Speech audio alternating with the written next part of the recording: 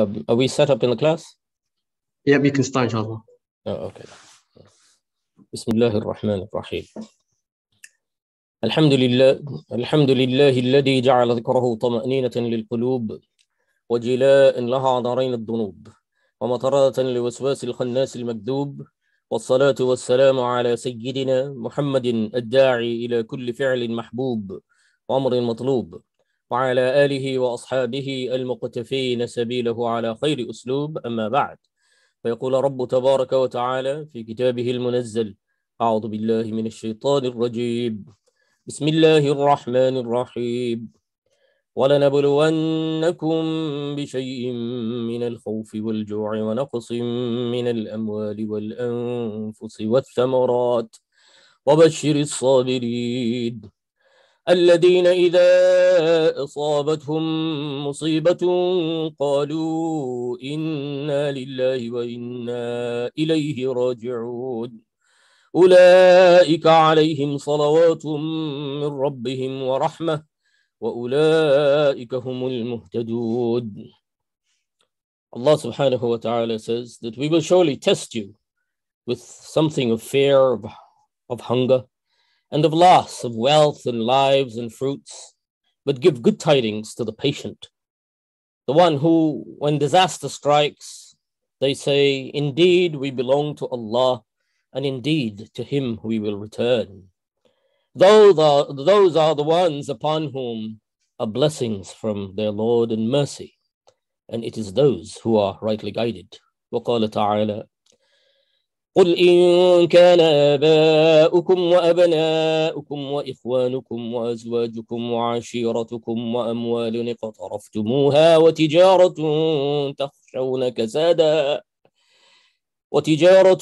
تخشون كسادها ومساكن ترضونها أحب إليكم من الله ورسوله وجهاد في سبيله فتربصوا حتى يأتي الله بأمره والله لا يهدي القوم الفاسقين. Say, O Muhammad, if your fathers, your sons, your brothers, your wives, your relatives, the wealth which you have obtained, and the commerce wherein you fear the decline, and dwellings with which you are pleased are more beloved to you than Allah and His Messenger, and striving in His path, then wait until Allah executes His command. And Allah does not guide the defiantly disobedient people. Brothers and sisters, Assalamu alaikum wa rahmatullahi wa barakatuh. Welcome to our 14th session. This is our 14th session in this series in which we are studying the teachings of Imam Ghazali on sincerity, intention, and verbal habits. And in our last session, as a corollary, as a spin-off to our discussion on attitudes to truth in the modern world and the spread of postmodern philosophy, we pondered the historic tragedies that followed the reformations of the two Abrahamic faiths in Europe that precedes the arrival of Islam in this continent. And we saw how a reformation of Christianity was followed by several decades of war and killing, resulting in the loss of life in numbers reaching nearly half the population of Central Europe. And similarly, for the reformation of Judaism, the Berlin Haskalah, was followed by a tremendous suffering for the Jewish diaspora in Europe.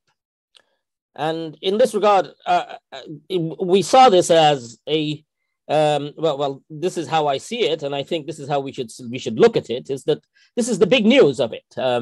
This aspect of it cannot be ignored, and then use those precedents as sources of guidance for the way we should treat Islam. And in this regard, I received two questions, so I'm going to deal with those first. The first question was, were there no good outcomes of these reformations? Were there nothing good about them? And the second question was, how do we know that the hadith I read about the warnings, the prophecies, that they refer to Judaism and Christianity? So I will deal with both of these. The first is that the answer to the first question is that there were, of course, some benefits, some good things that happened after the Reformation, like literacy increased because one is that the Bible was translated into the vernacular, and then the other was that there was the proliferation of printing. The Gothenburg press coincided with the same efforts that were made by Martin Luther. The books were published. So in that sense, literacy increased. And also, of course, the church stopped selling indulgences. And the third was that Henry VIII got his annulment from Catherine of Aragon. But that's, I think, as much as you can say. There were some opening towards other faiths as well. But if you look at the outcome as a whole, we find that Christianity is split into thousands of denominations. In Islam, we have two, Shia and Sunni. The Prophet ﷺ predicted that we'll reach to 73. But we have two, we have four madhabs, schools of thought. But in Christianity today, there are 45,000 denominations. And that's a result of this, of the Reformation, the proliferation of denominations. So you can imagine what would happen to Islam if such a thing should happen. They used to say that if in that period, that when 10 people meet in a room, they would come out with 11 denominations. That's how terrible it was about deciding what your faith is in that storm of post-Reformation war and intrigue. Number 6 was that what we see, if you look at history, the graph shows you that there's a stark decline in the practice of the teachings and belief in Christianity. If you take any index, take the church attendance index, the graph slopes from Reformation and then there's stark dives deep due to things like the secularization, the Enlightenment and modernization, etc. But the point is that the Reformation did not produce wonderful outcomes for Christianity itself, and we can see the outcomes. We can see those effects happening even in our day. If you look at the graph, even for the 20th century, you will find you will see it's sloping when it comes to attachment to the faith. So the easier they made the faith is the easier they made it for people to leave. This is the conclusion of researchers who have looked into this. And I think it is for this reason that Muslims need to take lesson, but the lesson is how to avoid it at all costs, how to avoid something like that happening among our followers of Islam. Muslims are functioning fully. They're able to function perfectly well in the modern world. We do not need to have a reformation for us to function, because we can find Muslims in every field of modern life, and they're functioning perfectly fine. So we do not need it. We have enough plasticity or flexibility in the system to adapt to life in the modern world without the trauma of a reformation. That's the conclusion. And the bottom line is that in regard to what my approach last week was that what's the big news here? What's the significant news about the Reformation? Is it Henry's divorce or the death of 8 million people? What would you do? You have these two. Yes, okay, he got his divorce because he appointed his own archbishop to do it. Cranmer offered the annulment. He issued the annulment instead of the Pope. But do we use that, or do we say, look, here we have 8 million people who died? To put it into perspective, now take the example of a family feud over inheritance, and if there's this family that has a feud, and half the family is killed in the feud, and then later after that, they manage to divide the inheritance in some way. What do you think would draw the attention of people? Would they draw the attention to what the inheritance settlements afterwards? or the fact that the family was half of the family were killed? What's the big news? And that's the big news here. The big news is that the consequence of it.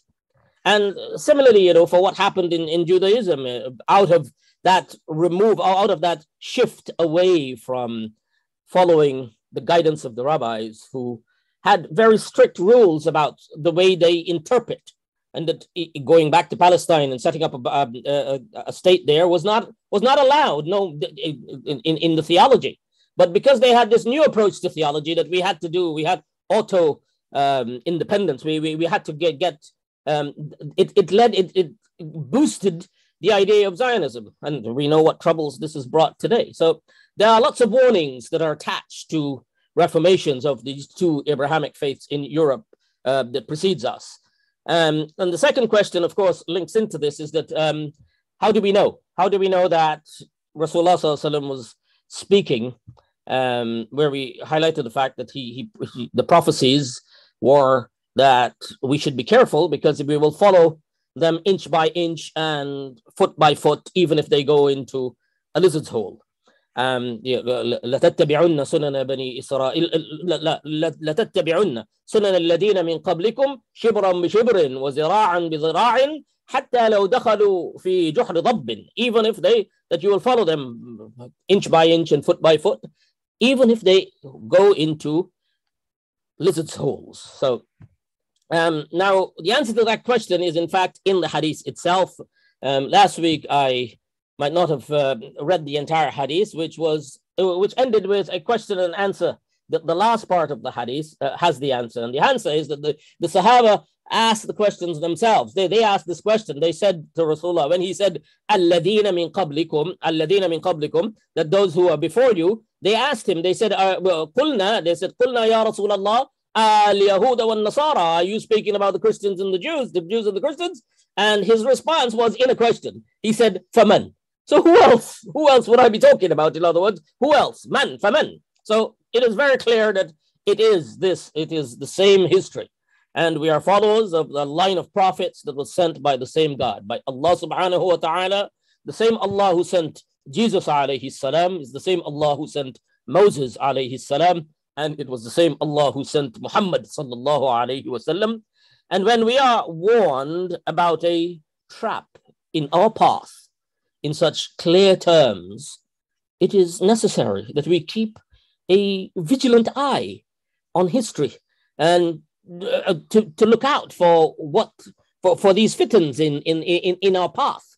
And as I said, we can clearly see signs of this sort of activity among Muslims, and also we see there are lots of red flags flying, and of course high among the postmodernists who are trying to deconstruct Islam, among the interfaith practitioners trying to delegitimize and manipulate Muslims to do it. I'm not saying that all interfaith activity is such, but they are very well organized, well funded organizations of interfaith organizations which are actually stealth evangelism that is disguised as interfaith, stealth evangelism disguised as interfaith to affect Muslims to create that reformation which is available. If you just have to take a deeper look and you will see it. And of course we have also you see these red flags among the progressive Islam movement, the so-called progressive Islam, which is of course dominated by voices of people whose only qualification, their only qualification is that we were once extremists. The degree of EET, ex-extremists, has become the new supreme qualification for speaking about Muslim affairs. It's above alim, it's above mufti. In fact, alim and mufti is a disqualification nowadays. If you're an alim, you're immediately disqualified when speaking about Muslim affairs nowadays, where the extremists, you'll find that the ex-extremist is held in high esteem, higher esteem than the scholar, the person who has spent decades studying Islam. That person's word is no longer valid. And this is also there. We also have prophecy in this regard. The Prophet sallallahu alaihi wasallam said, "Inna amam ad-dajjal sinina khadda'a," that before the emergence of Dajjal, there will be years that are characterized by deception, by strange deception. And this deception is khada'a. Khada'a means to be deceptive, to be to fool people, to turn things upside down. And he explained, he said how the matters will be turned upside down. He said, يُكَذِّبُ فِيهِ الصَّادِقُ, that the person, the truthful person will be treated as a liar. He will be belied. وَيُصَدَّقُ فِيهَا الْكَاذِبُ, and the liars will be believed. وَيَخُونُ فِيهَا الْأَمِينَ, and then the trustworthy one will be treated with treachery. وَيُؤْتَمَنُ فِيهَا الْخَائِنُ, and the treacherous one will be trusted. وَيَتَكَلَّمُ فِيهَا الرُّوَيْبِضَةُ, and then the ruwaybidah will speak on public matters. The ruwaybidah يتكلم فيها في أمر الناس, يعني في أمر الأعم. And ruwaybidah is the ignorant and the foolish people will speak. That those people will come, and this hadith, this sort of message is repeated in many different reports. There's a hadith in Bukhari where Rasulullah ﷺ said that when he was asked about the end times, when the end will come, when it's the last hour, and he says, he said, فَإِذَا دُعِيَتِ الْأَمَانَةُ فَانْتَظِرِ السَّاعَةَ, that if trustworthiness is lost, there's no longer trustworthiness. The values have turned upside down. And they ask, how so? How is it? كيف إضاعتها? And his response, sallallahu alayhi wasallam, was that فَإِذَا وُسِّدَ الْأَمْرُ إِلَى غَيْرِ أَهْلِهِ فَانْتَظِرِ السَّاعَةَ, that if the time when you see that serious matters, that the matter of the leadership, the place where guidance is supposed to have come from scholars and from people who know what to talk about, when they're replaced by min ghayri ahliha, and people who are clearly incapable are leading, the insane people are leading. So what you find is that he said, if you find that, فَانْتَظِرِ السَّاعَةَ, then expect the final hour to be soon. People taking the ignorant as leaders and guides. Now, so in a nutshell, the postmodernist agenda to reform Islam is an agenda of deconstruction. It is an agenda of demolition of distinctions between our values, between right and wrong. This is something that they have done effectively in the secular world, in the modern world, where teenagers in schools today, when surveyed, they say, when asked about right and wrong, that they say that in one study, 64% it was, if I remember correctly, that 64% of teenagers in high school said that right and wrong, what is right and what is wrong, is a matter of personal opinion. This was a survey in Canada, when at the height of postmodern philosophy, the spread of it, that the distinctions between right and wrong, that the meaning of right and wrong is a matter of personal opinion. So the minds of the next generation is being pumped full of this postmodernist mumbo jumbo, and we have a challenge here. We have something very dangerous that can undermine not only our faith but our understanding of what is right and wrong. So people need to be very careful. Not everyone understand. I'm saying it, not only the details of our faith, but general understanding of values, of ethics. So there is a problem. This is a massive topic that will require much more time to do justice to it. But given that it's only related to our topic tangentially, I will leave it for now. Maybe we can come back to it later, inshallah, in the course in the other discussions. But now to come back to our topic, last week we also talked about the need for a healthy balance between fear and hope, which, as Imam Ghazali rahmatullah alayhi says, he says that these are the two wings with which the believer ascends to worthy stations. In his words, فَإِنَّ الرَّجَاءَ وَالْخَوْفَ جَنَاحَانِ بِهِمَا يَطِيرُ الْمُقَرَّبُونَ إِلَى كُلِّ مَقَامٍ مَحْمُودٍ. That the hope and fear are the two wings with which the close ones, al-muqarrabun, the close ones, the ones who Allah wants to bring close to Him, they ascend to all blessed stations with these wings, these two wings of الرجاء والخوف, hope and fear. Now, hope. And so obedience to Allah is not akin to obedience of a traffic warden, as I said, or to a policeman, where there's no connection, there's no relationship of love. With Allah, when we obey, there's a need for relationship, there's a need for love, there's a need for connection. And to love Allah subhanahu wa ta'ala is in fact the highest station, the loftiest of goals in our journey back to Allah. We are on our journey of return back to where we belong. Repeat that. We are on our journey of return back to where we belong. That is how we see life in this world. Inna lillahi wa inna ilayhi raji'un.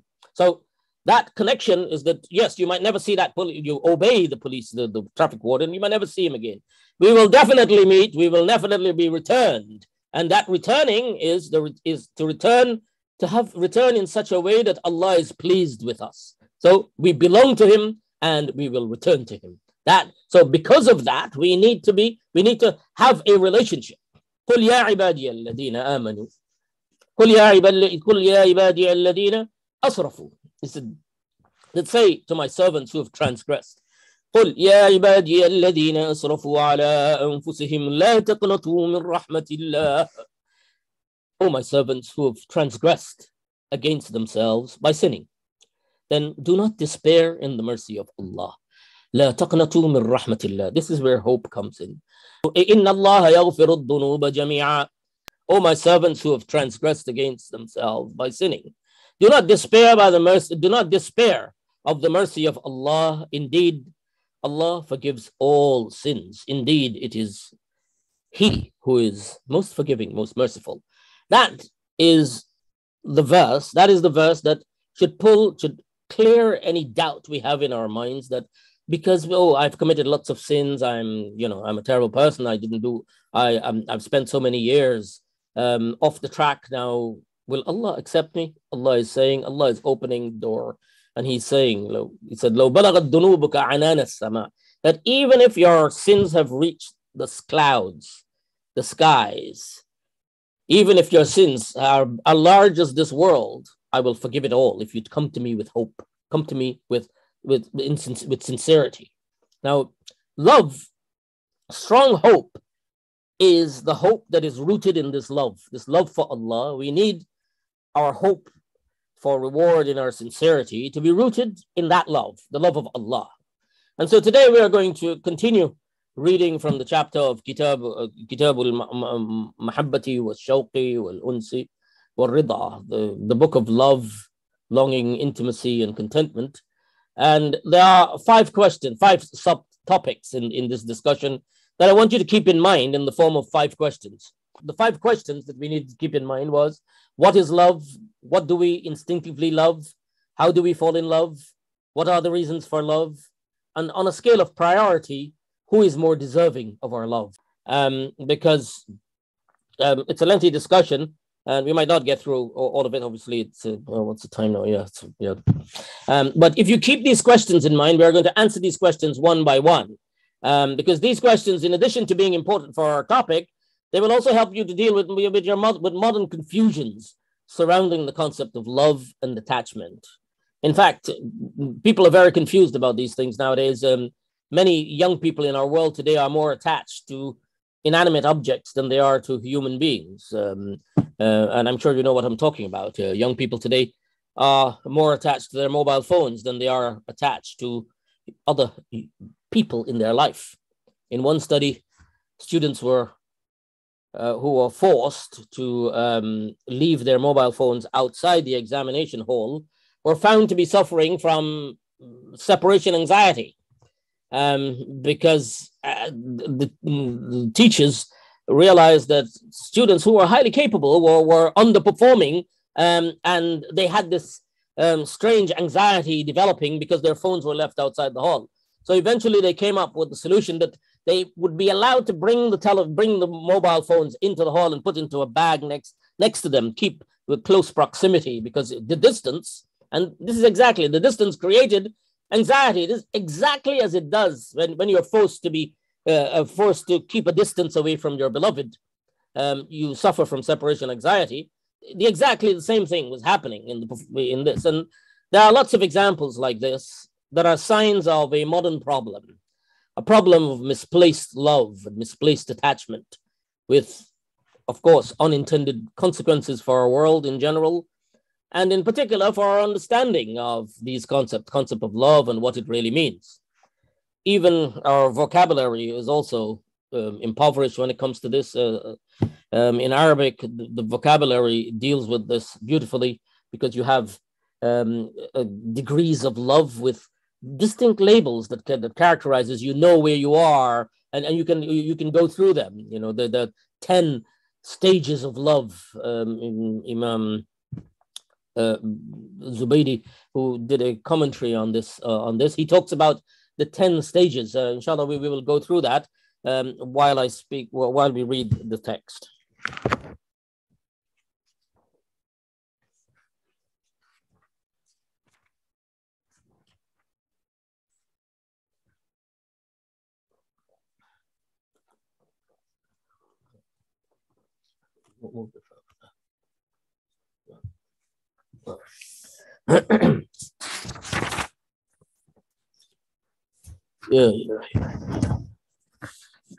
بسم الله الرحمن الرحيم.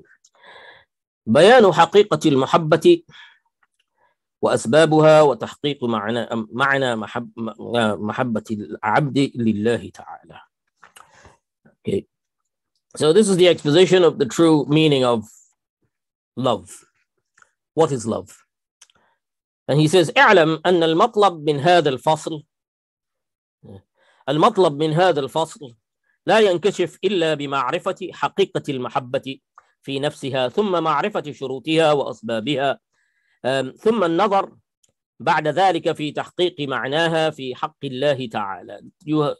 The purpose here is, in this chapter, is to understand that the full meaning of ma'rifah لا ينكشف إلا بمعرفة حقيقة. That you will not understand what is being said unless you know what love is in itself. فأول ما ينبغي أن يتحقق, the first thing that you need to appreciate, or you need to recognize, أنه لا يتصور محبة إلا بعد معرفة وإدراك. That you cannot imagine that there should be love of something without knowing, without having knowledge of it, without having the knowledge and the perception of it, for it to be perceived. Is لا يحب الإنسان ما لا يعرف. The person does not love that which he does not know. ولذلك يتصور أن يتصف بالحب لم يتصور أن يتصف بالحب جماد. And this is why it is not imagined that an inanimate object would have that capacity to love. بل هي خاصية الحي المدرك. That this is a speciality of living beings, of perceptive living beings. ثم المدركات في أنفسها تنقسم إلى ما يوافق طبع المدرك ويلائمه ويلده، وإلى ما ينافيه وينافره ويؤلمه. That then the perceptibles, the things that we perceive, are divided into things that are pleasing and perceived to be comforting, and pleasing. وإلى ما ينافي, and which opposes or repulses and pains the individual. وإلى ما لا يؤثر فيه بإيلام الإلذاذ. Or you will find it's neutral. It neither causes pain nor it causes joy or pleasure. فكل ما في إدراكه لذة وراحة.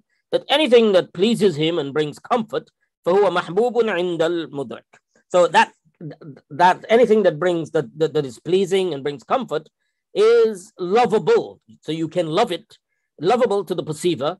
وما في إدراكه ألم, and anything that brings pain is disliked in the المدرك. وما يخلو عن الاستعقاب ألم ولذة فلا يوصف بكونه محبوب أو. And the things that do not cause pain and harm are not called lovable. فإذا, he said, so كل لذيذ محبوب عند الملتذ به.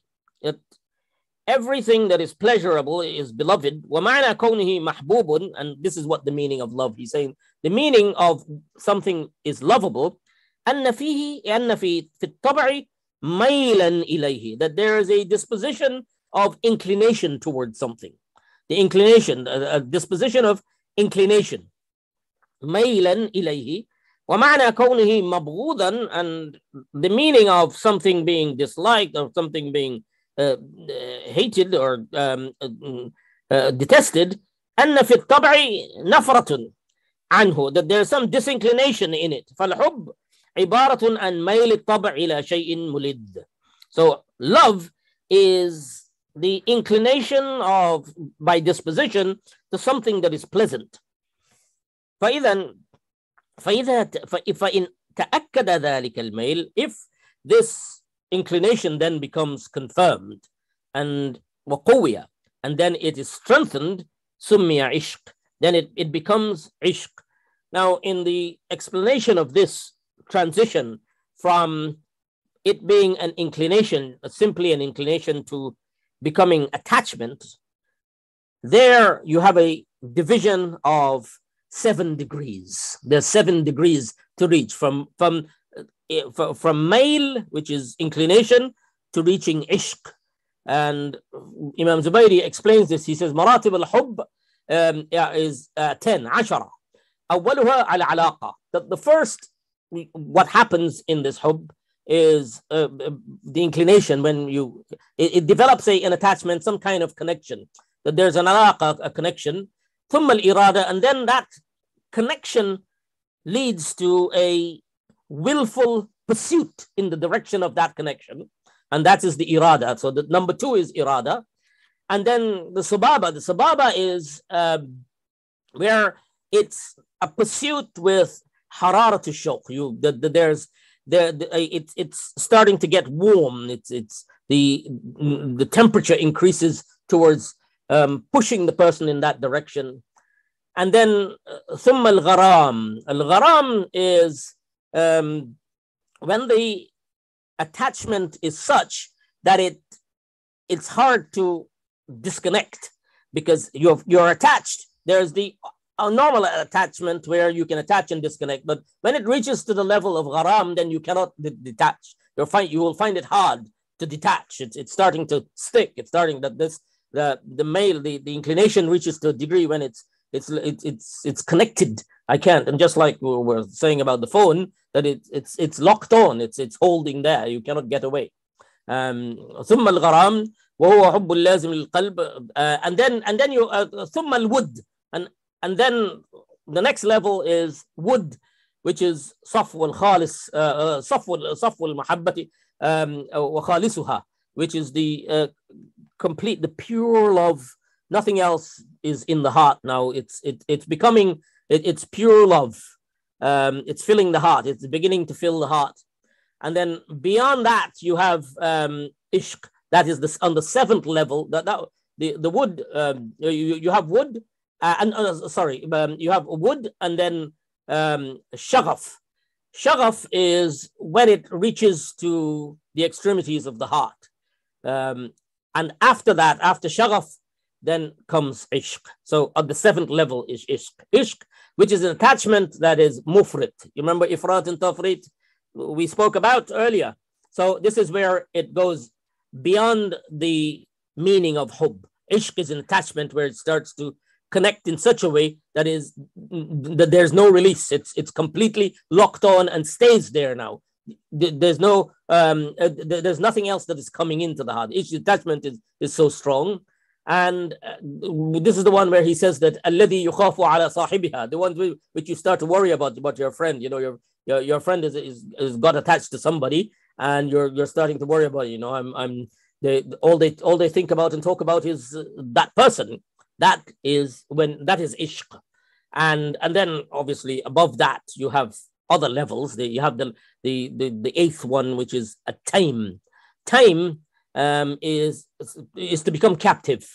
التذلل, where you're like a captive, and everything that the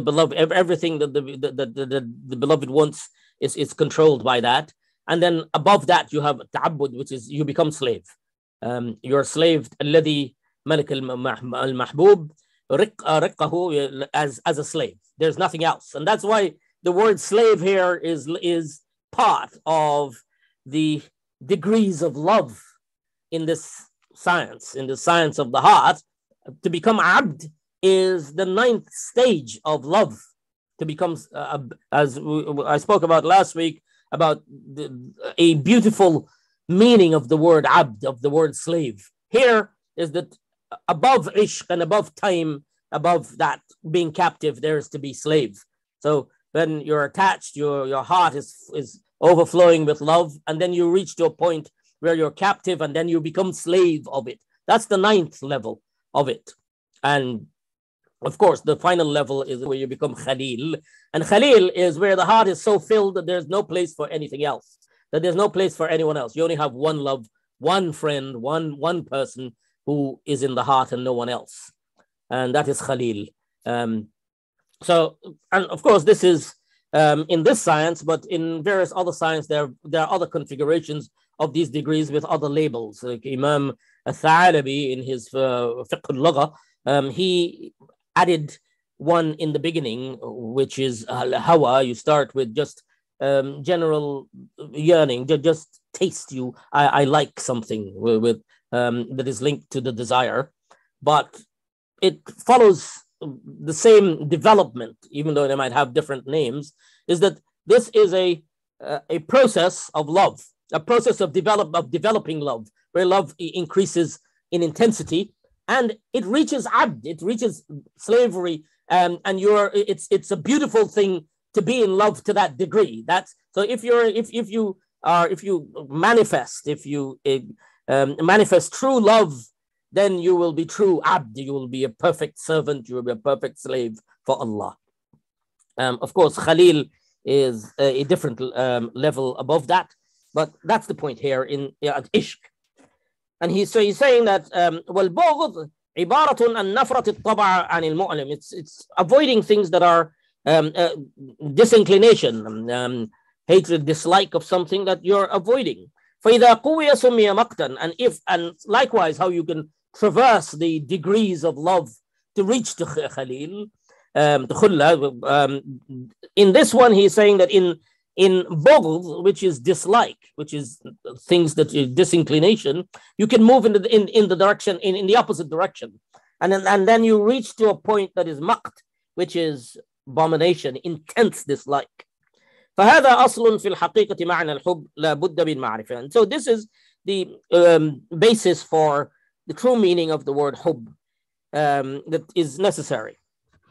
Now the next thing, الأصل الثاني, is that أن الحب لما كان تابعا للإدراك والمعرفة, that when it is love is then it follows idrak, it follows perceptions and knowledge. انقسم لا محالة بحسب انقسام المدركات والحواس. Then it will be divided according to, by necessity, it will be divided according to the perceptibles and the senses. فلكل حاسة إدراك لنوع من المدركات. For every sense, there is a perceptible of a particular kind for perception. There is a perception of perceptibles, things that you can perceive. ولكل واحد منها لذة في بعض المدركات. And for each one of these, there is a لذة, there is a joy in perceiving it, in the perceptible. وللطبع بسبب تلك اللذة ميل, and that creates that inclination towards it. فكانت محبوبات عند الطبع السليم. And he said that if your nature is sound, if it's not been corrupted, and we have a lot of corrupted natures in our time today, nowadays, but so he's saying he's giving this prerequisite that a person, if their natural disposition, if their fitrah has not been corrupted, then فلذة العين في الإبصار. So the joy of the eye is in seeing, وإدراك المبصرات الجميلة, and seeing beautiful things and beautiful images and nice things. وَلَذَّةُ الْأُذُنِ, and the joy of the ears is in seeing, is in hearing beautiful tunes and harmonious sounds. وَلَذَّةُ الشَّمْ, and the joy of the sense of smell is in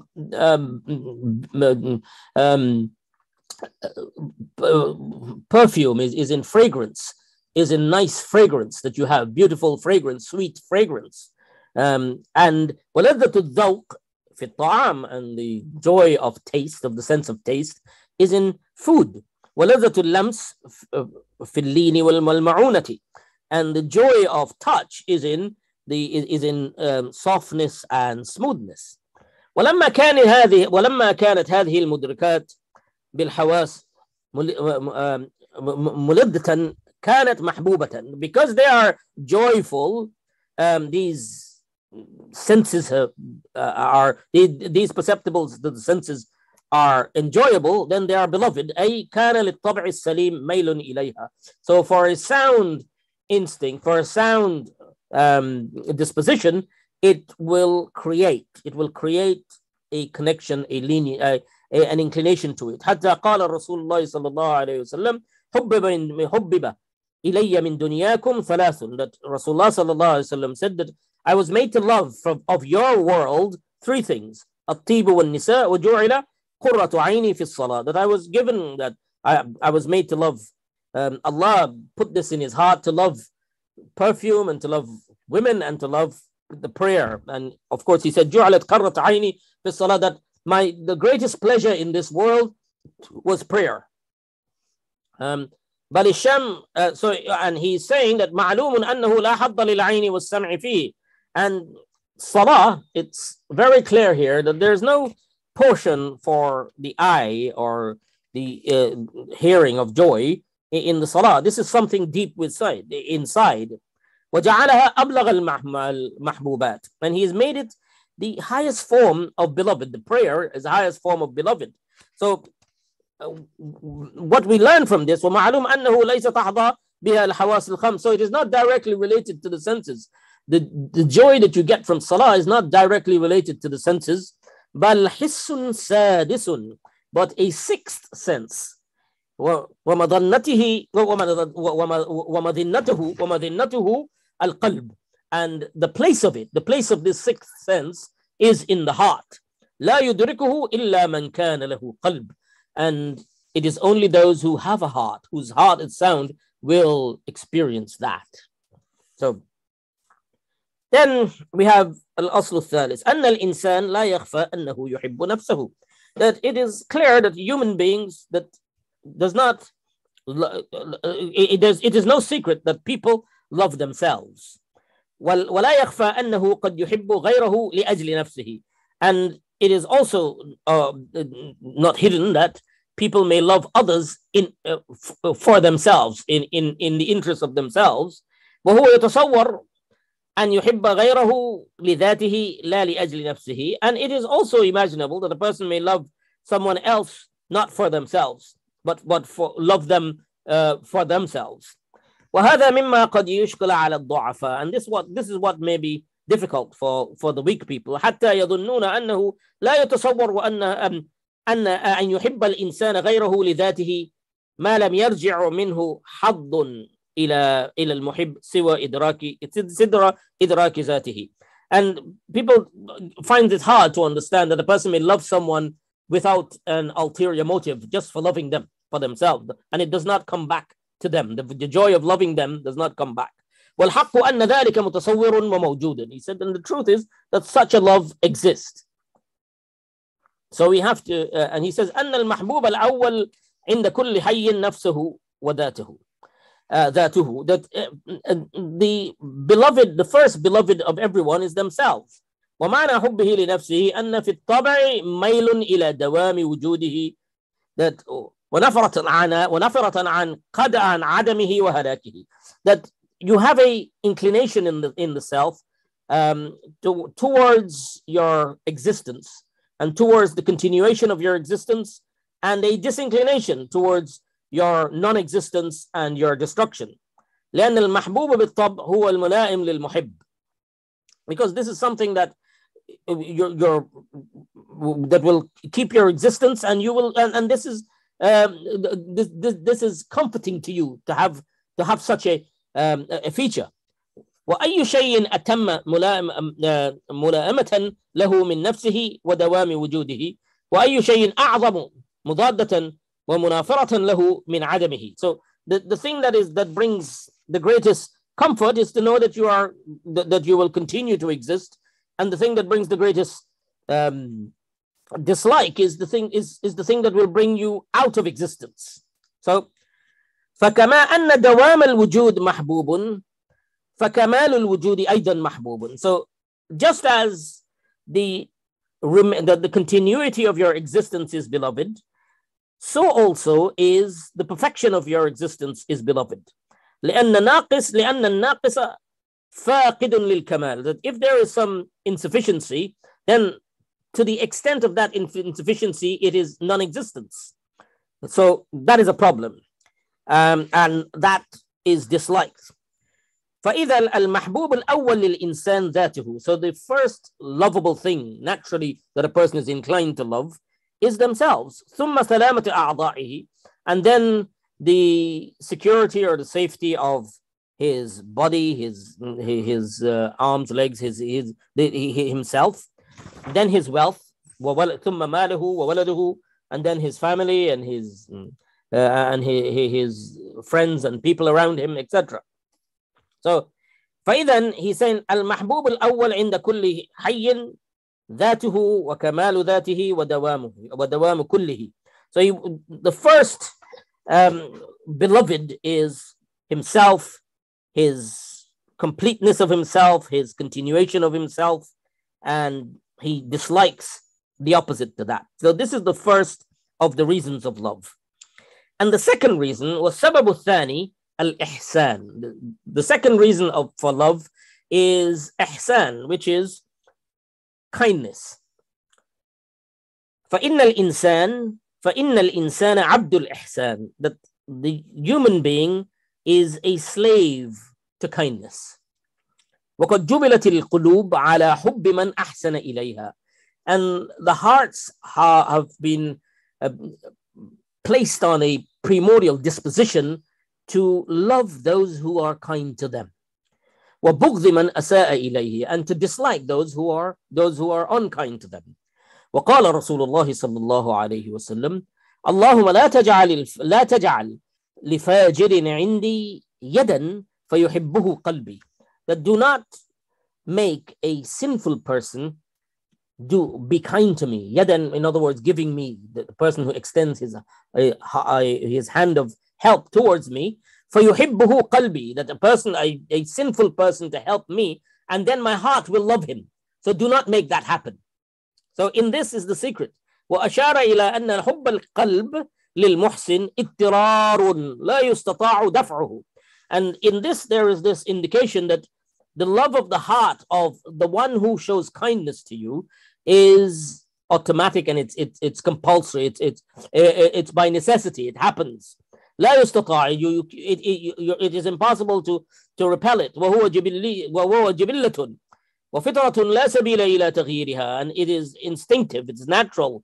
It is the fitra. It is, and there is no way of changing this. وبهذا السبب قد يحب الإنسان الأجنبي الذي لا قرابة بينه وبينه ولا علاقة. And this is how a person may love a stranger.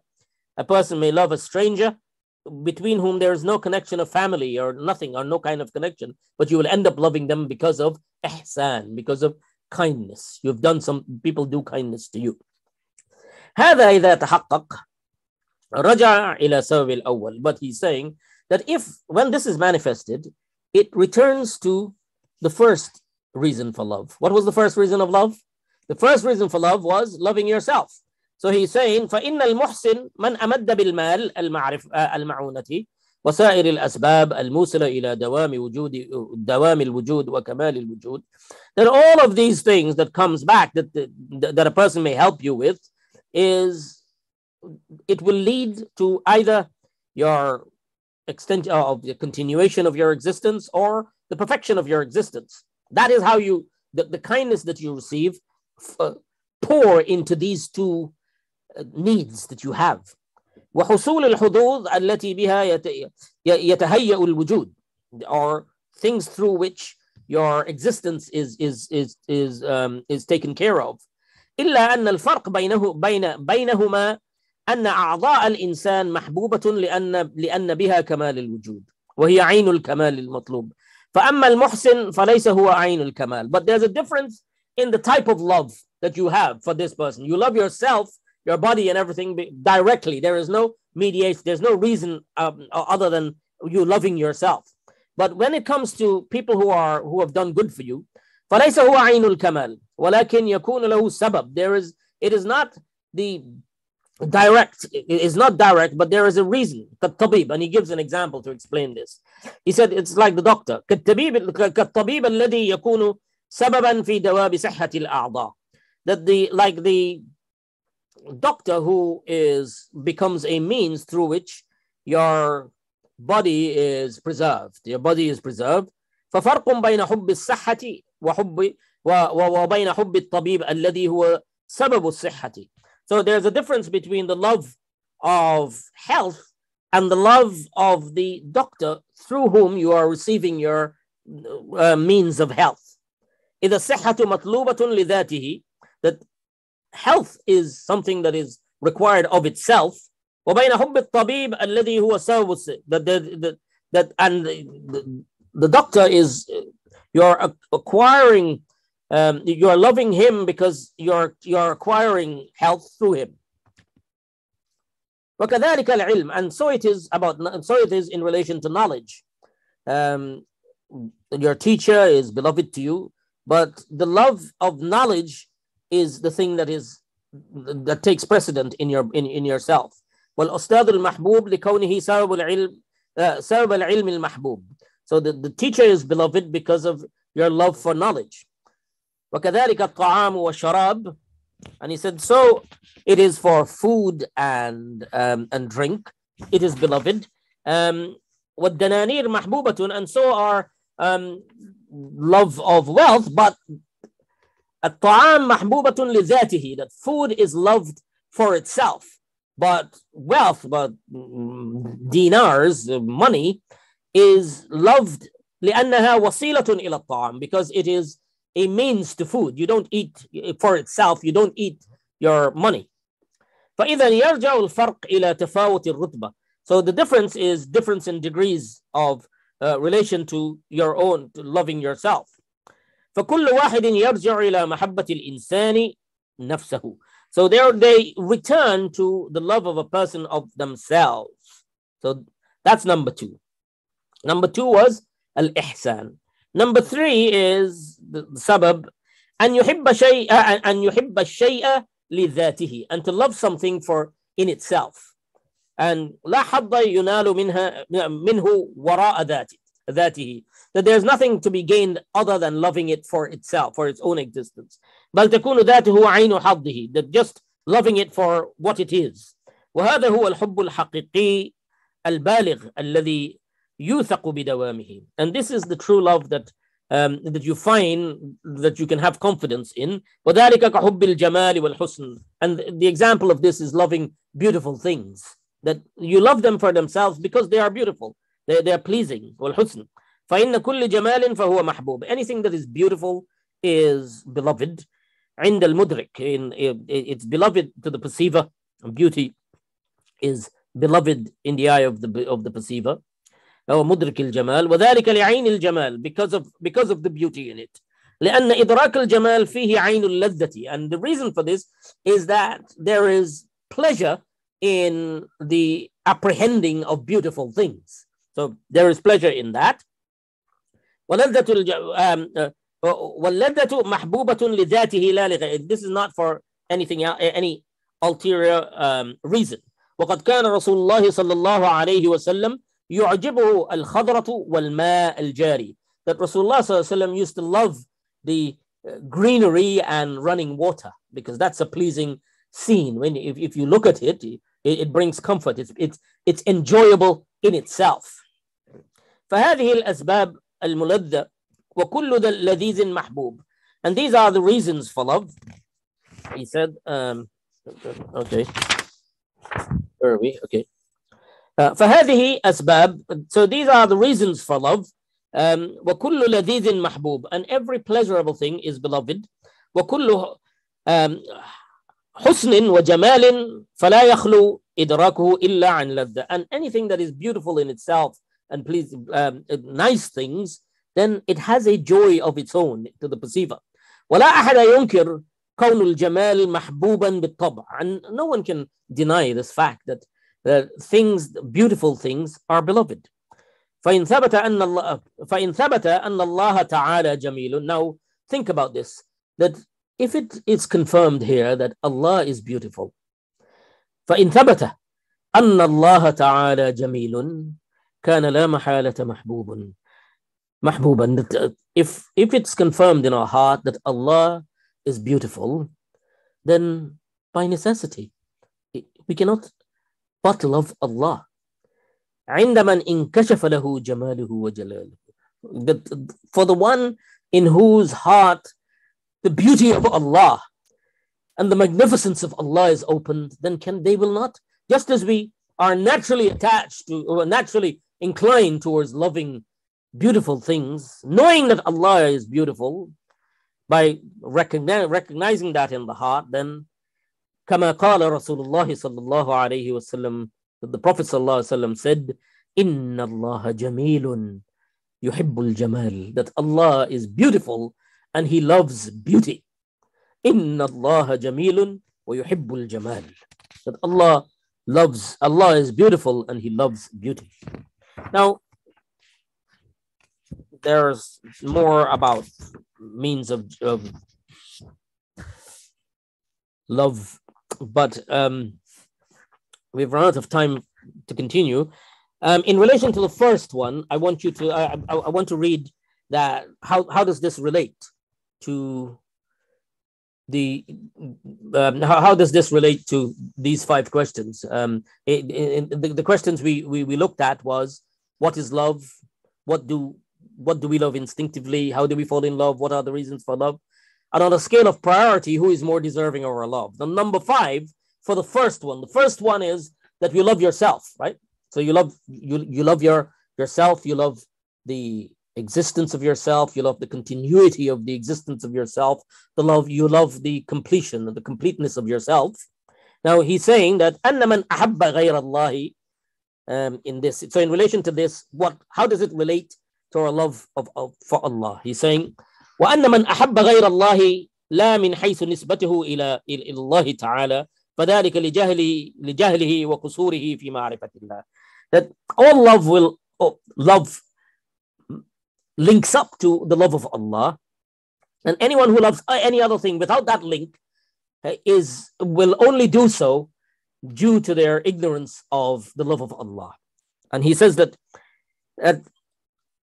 حب الإنسان نفسه وبقاؤه وكماله ودوام وجوده وبغضه لهلاكه وعدمه. He's saying that هذا ولا يتصور ينفك عن هذا عنها وهذا يقتضي غاية المحبة لله تعالى. That a person who loves themselves and loves the continuity of the existence of themselves and loves their completeness of themselves, then that person must love by necessity Allah more than anything else, because فَإِنَّ مَنْ عَرَفَ نَفْسَهُ, the one who knows himself in truth, who knows their true self, وَمَنْ عَرَفَ رَبَّهُ, and the one who recognizes his Lord, عَرَفَ قَطْعًا, he will definitely know أنه لا وجود له من ذاته, that he has no existence of himself from himself. He did not bring himself into existence. She did not bring herself into existence. We did not come into existence by ourselves. لا وجود له من ذاته وإنما وجوده وجود ذاته ودوام وجوده وكمال وجوده من الله وبالله وإلى الله. That verily his existence and the continuity of his existence and the perfection of his existence is from Allah, min Allah, and with Allah, billah wa ilallah, and to Allah. This sentence has to be ingrained in our mind, that when we love ourselves, then we should know that our existence did not come by ourselves. That عرف قطعا أنه لا وجود له من ذاته وإنما وجوده وجود ذاته ودوام وجوده وكمال وجوده من الله وبالله وإلى الله. That is what we need to keep. That these sentences, that we were brought into existence. We did not submit an application to exist. Allah, through His mercy and through His compassion and through His wisdom, brought us into existence. It is with Allah that we will exist. So if you love yourself, then you must love Allah by a greater degree, because Allah is the one who brought you. And the continuity of your existence, billah, it is with Allah, and it is to Allah. Ilallah, it is the return to Allah that will determine what kind of existence, what kind of kamal, what kind of completion you will have to your existence. Whether that return is a return into mercy or a return into anger. That is the question. So when it comes to loving things, when it comes to loving ourselves, that is the first mental hurdle we need to clear in our minds, that we're connected to our creator through this creation, and our love, He is more deserving of it than anyone else. That is where it starts. Okay, that much for today. Inshallah, we will continue next week answering the other questions. Allah, Allah, Allah, Allah. Let's pray. اللهم أنت ربنا لا إله إلا أنت خلقتنا ونحن عبادك ونحن على عهدك ووعدك ما استطعنا نعوذ بك من شر ما صنعنا ونبوء لك بذنوبنا فاغفر لنا إنك أنت التواب الرحيم. يا ربي يا كريم، اللهم ارزقنا حبك وحب من يحبك وحب العمل الذي يقربنا إلى حبك يا ربي يا كريم. اللهم اقسم لنا من خشيتك ما تحول به بيننا وبين معاصيك يا ربي يا كريم، ومن طاعتك ما تبلغنا به جنتك، ومن اليقين ما تهون به علينا مصائب الدنيا، ومتعنا بأسماعنا وأبصارنا وقواتنا ما أحييتنا، واجعله الوارث منا، واجعل ثأرنا على من ظلمنا، وانصرنا على من عادانا، ولا تجعل مصيبتنا في ديننا، ولا تجعل الدنيا أكبر همنا ولا مبلغ علمنا، ولا تسلط علينا من لا يرحمنا يا ربي يا كريم. اللهم واغفر للمؤمنين والمؤمنات والمسلمين والمسلمات، وألف بين قلوبهم، وأصلح ذات بينهم، وانصرهم على عدوك وعدوهم. اللهم ولا تدع لنا ذنبا إلا غفرته، ولا هما إلا فرجته، ولا كربا إلا نفسته، ولا ميتا إلا رحمته يا ربي يا كريم. اللهم وفرج هم المهمومين، ونفس كرب المكروبين، واقض الدين عن المدينين، واشفئ جميع مرضى المسلمين يا ربي يا كريم. ربنا ظلمنا أنفسنا وإن لم تغفر لنا وترحمنا لنكونن من الخاسرين. ربنا تقبل منا إنك أنت السميع العليم، وتب علينا إنك أنت التواب الرحيم. سبحان ربك رب العزة عما يصفون، وسلام على المرسلين، والحمد لله رب العالمين. وصل اللهم على رسولنا ونبينا وحبيبنا محمد وعلى آله وصحبه أجمعين برحمتك يا أرحم الراحمين. آمين آمين يا رب العالمين. بارك الله فيكم وجزاكم الله خيرا، والسلام عليكم ورحمة الله وبركاته.